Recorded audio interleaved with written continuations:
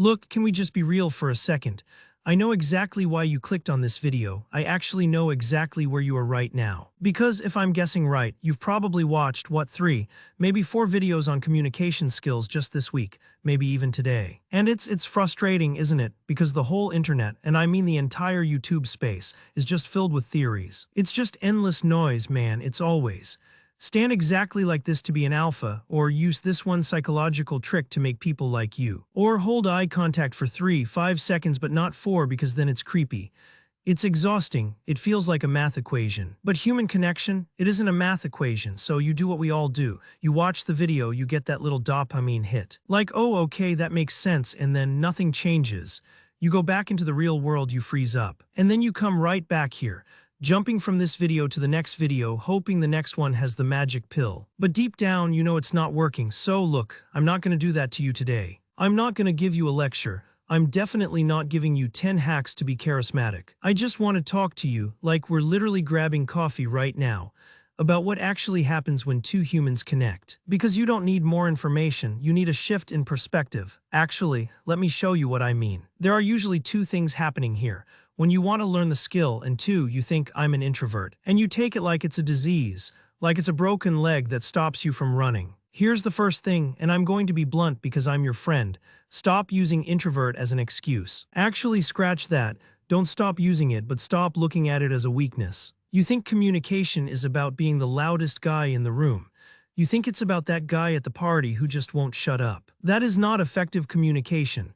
That's just noise, bro. Effective communication is about connection. And guess what? Introverts like you are actually naturally better at the most important part of communication, which is listening. So step 1, change the narrative in your head. You don't need to become an extrovert to be a good communicator. You just need to be a confident introvert. Now, let's get practical. I'm not going to give you some textbook theory. Here is exactly how we're going to fix this. Number 1, the power of the pause. Sometimes you get nervous while talking, right?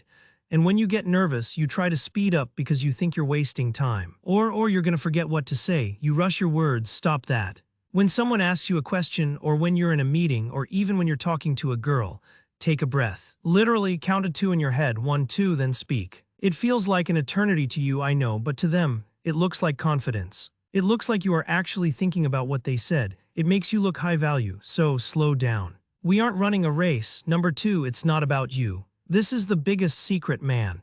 The reason you get anxious, the reason you feel introverted and awkward, is because you are hyper-focused on yourself. You're thinking, do I look stupid? Is my voice shaking? You have to flip that, turn the spotlight off yourself and shine it on them. When you are talking to someone, become a detective. Be genuinely curious about them. If you are busy focusing on their story, their emotions, their body language, you won't have the brain space to worry about your own anxiety. Use bridge words, like so, and then what happened? Wait, really? Actually, let me give you a tactic here. It's called looping.